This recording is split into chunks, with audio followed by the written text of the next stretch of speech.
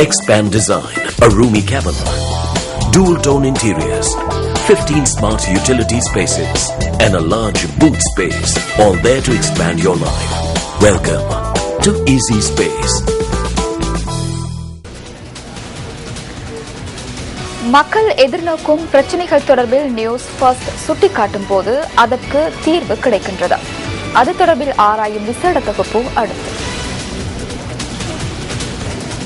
கிராந்தரகோட்டை பிரதேசத்தில் மகாவலி கங்கையில் மேற்கொள்ளப்படும் சட்டவிரோத மணல் அகழ்வு தொடர்பில் கடந்த ஜூலை மாதம் 8ஆம் தேதி நியூஸ் ஃபர்ஸ்ட் சுட்டிக்காட்டியது. இன்றும் நாம் இது குறித்து ஆராய்ந்த போது தொடர்ந்து அங்கு மணல் அகழ்வு இடம்பெறுகின்றமை தெரிய வந்தது.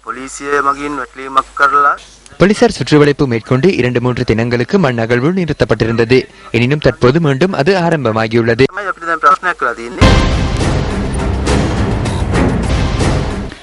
பதுளை பிரதான பஸ் தரிப்பிட வளாகத்தில் உள்ள சீரற்ற வடிகான் கட்டமைப்பு தொடர்பில் கடந்த 4ஆம் தேதி நியூஸ் ஃபர்ஸ்ட் செய்தி வெளியிட்டது.